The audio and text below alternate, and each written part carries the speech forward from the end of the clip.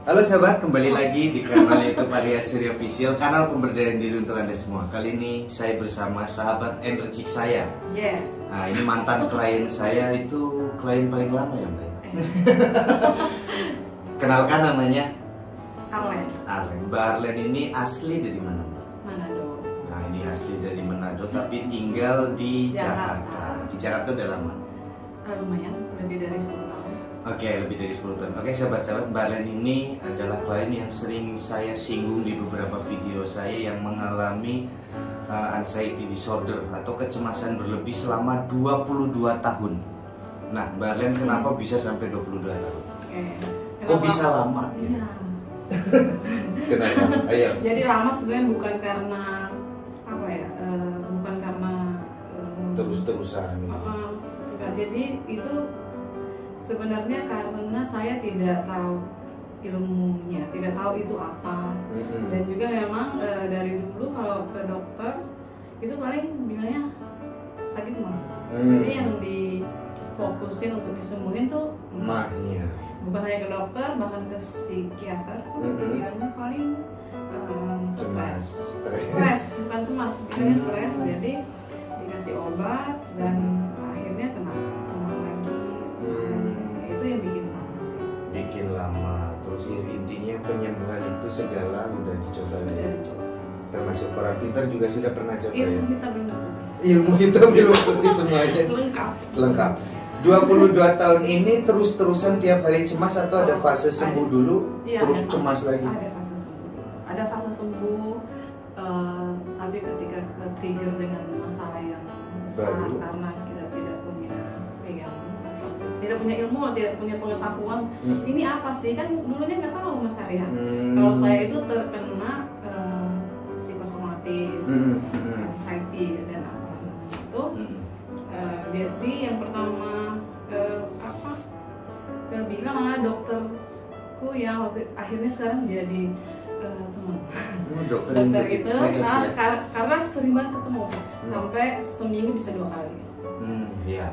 Jadi kita jadi berteman, malah jadi dia ngasih kayaknya Kak Arlen ini kena psikosomatis ya. Psikosomatis. Jadi selama jadi selama berobat ke dokter dan lain sebagainya itu tidak pernah disinggung tentang psikosomatis, tentang anxiety disorder, tidak pernah. Jadi saya tidak pernah cari tahu apa itu.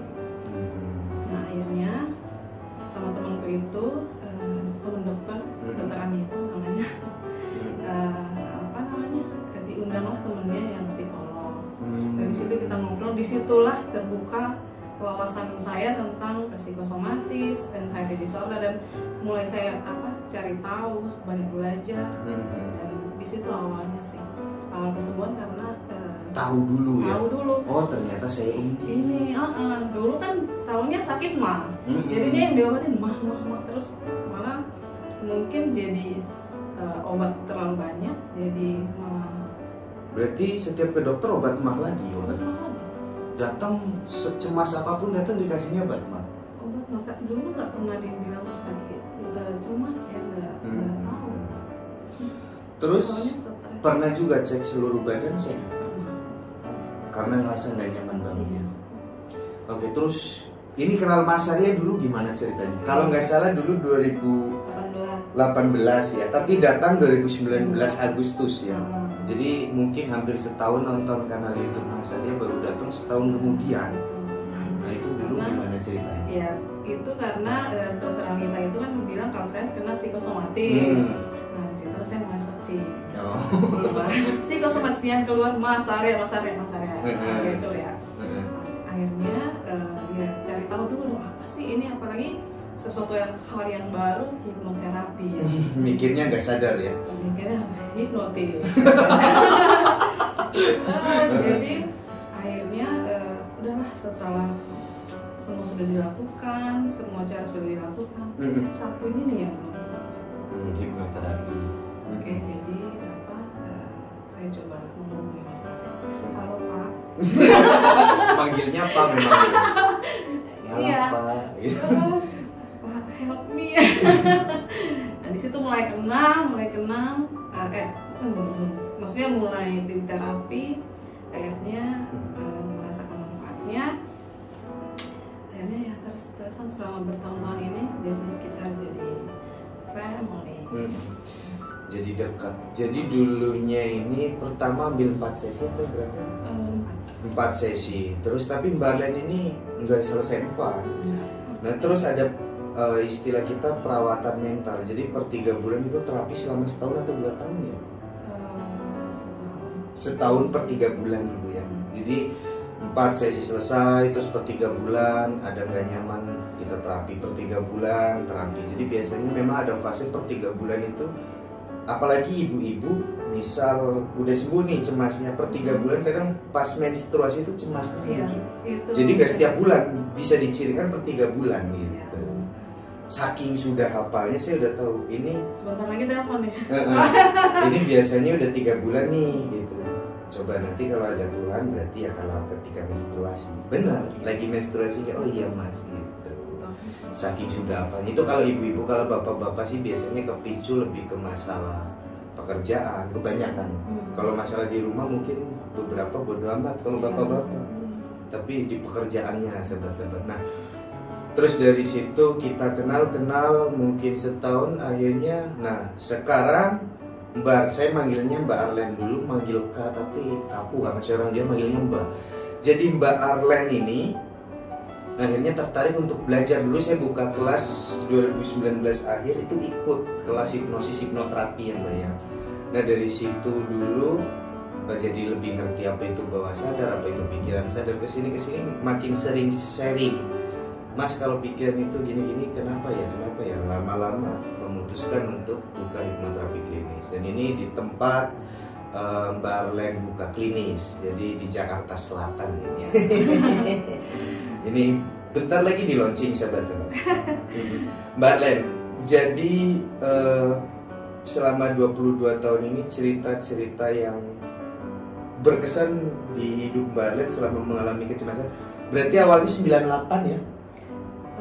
Saat lahir anak pertama. 97. Oh 97. Waktu hamil anak pertama, hamil 7 bulan anak pertama. Jadi kecemasan awalnya itu saat hamil anak pertama 7 bulan. Sampai anaknya kemarin waktu kenal masalahnya 21 tahun ya. Sampai anaknya gadis. Itu anxiety disorder saya bawa kemana-mana. Termasuk Mbak Arlen ini juga dulunya memang orang dekat dengan orang yang biasa kesana kesini ya Mbak ya. Jadi kemana-mana ikut ya. Ada acara rapat di mana karena suaminya ikut rapat, Mbak Arlen ikut gitu. Dan itu kemana-mana dibawa kecemasannya. Digendong ya Mbak. Digendong. Jadi, nah terus dulu. Karena orang anxiety itu kan irasional ya, kecemasan yang tidak masuk di akal. Tidak masuk akal. Kalau dicerita sih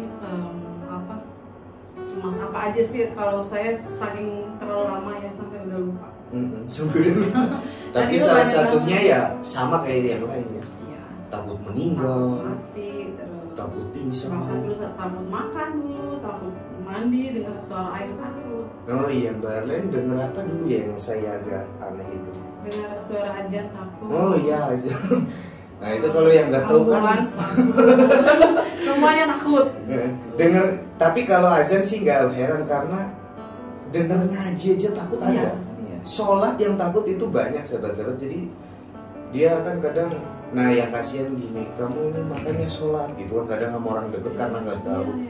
Tapi saya sholat takut mas, akhirnya kan terjadi pergolakan. Akhirnya nggak sembuh-sembuh. Di satu sisi sama keluarganya disuruh sholat, tapi ketika sholat dia serangan panik ya. Nah, sama ini loh maksudnya orang anxiety itu kan takut ada dengar berita orang berita orang meninggal, orang sakit. Iya, dan saya itu di situ banyak banget orang yang kayak apa sih ini orang meninggal aja nggak pernah datang atau apa, padahal mereka nggak tahu. Di situ kita untuk misalkan datang di tempat itu perjuangannya luar biasa. Dulu saya ingat juga Mbak Arlen ini ketika latihan keluar saja saya temani dulu. Jadi dulu kalau nggak salah di Kalibata. Ditemenin banyak orang. Ayo biar berani karena gini menantang 22 tahun ini saya yakin bisa sembuh. Jadi saya main saat itu, terus Itu 2 mobil lah itu. 2 mobil dulu karena Mbak Len dulu tinggal di Kalibata. Nah kan dekat ke Kalibata City. Ayo jalan-jalan, kita jalan itu keringetan Mbak Len. Itu nggak apa-apa, ayo jalan terus. Nah saat itu terapisnya tidak hanya saya, kebetulan ada terapis dari Bali, rekan saya 2 apa ya? 2.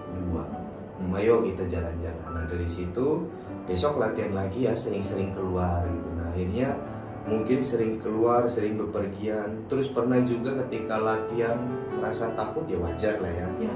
Dulu Mbak Len juga lewat rumah sakit takut sahabat-sahabat. Mas saya lihat rumah sakit kok takut ya, kok itu post trauma gitu. Karena pernah mengalami hal buruk mungkin ya. Apa sih yang diingat dulu waktu di rumah sakit kok bisa takut? Kan kalau dulu kan terlalu sering ke rumah sakit ya, jangan dulu jadi trauma lah ya.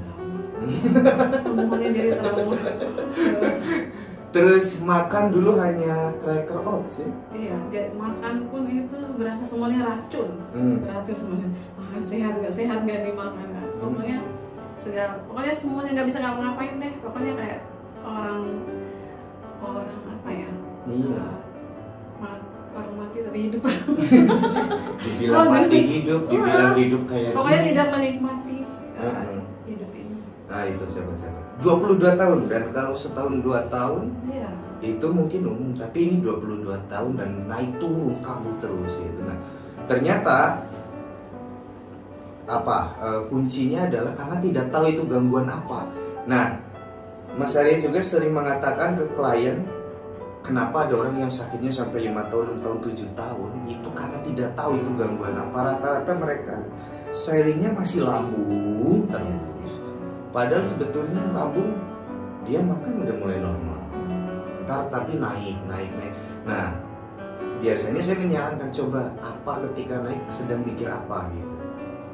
Kayaknya saya takut ini apa ya Mas. Nah, itu pemicunya gitu. Jadi dia mulai tapi kadang beberapa ada yang kayaknya lambung deh gitu.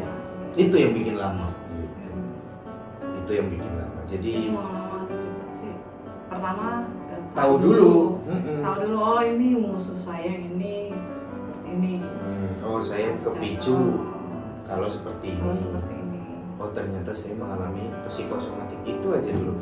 Karena ada orang yang datang hipnoterapi dia tahu psikosomatik, tapi di satu sisi dia percaya juga kena gangguan jin.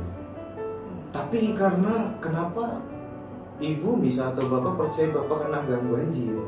Karena saya sering kesurupan Mas gitu. Saya sering kesurupan, ngomongnya jadi beda gitu ya. Kalau orang bereaksi kan suara kita seperti ini ketika sedang bereaksi bisa jadi suara nenek-nenek. Iya. Namanya juga bereaksi, jadi ledakan emosi. Dia jadi kayak harimau dan lain sebagainya. Itu di ranah terapi ya. Kalau di ranah klinik beda lagi mungkin ya. Beberapa orang yang mau tahu itu mungkin jin dan lain sebagainya gitu. Hanya perbedaan asumsi saja sih gitu. Nah, Mbak Len selama 22 tahun ini dukungan dari berarti pasangan ya udah tahu banget ini. Iya, itu penting banget. Itu penting banget karena orang saya ini kan sensitif.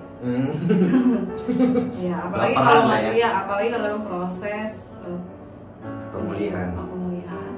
Jadi sangat dibutuhkan support system yang baik, yang mengerti dulu, karena makanya ketika kita edukasi orang yang anxiety, sebaiknya diedukasi juga support systemnya, karena itu sangat penting.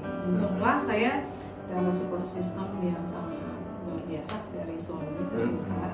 Kami juga banget belajar apa itu, bagaimana membantu memulihkan pemulihan itu. Ya akhirnya ya mungkin itu setelah itu ya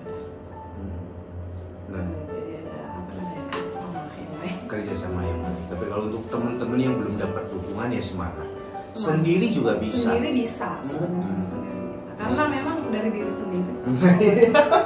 Super power yang ada di diri Anda keluarkan. Betul. Aduh, saya harus latihan ini nih. Tapi udah 3 hari kok belum ada perubahan ya? Kan gitu kan? Ya karena mereka fokus di sembuhnya. Sembuh, pengennya instan. Iya, jadi kayak orang mau masuk ke pendidikan kepolisian misalkan, mau langsung dilatih. Dia nggak mau. Ya harus mau jatuh bangun itu ya harus tetap maju. Kalau itu tekad dulu sih sama kayak bertekad tuh, nggak, saya nggak mau di sini terus, saya harus maju sampai di sana.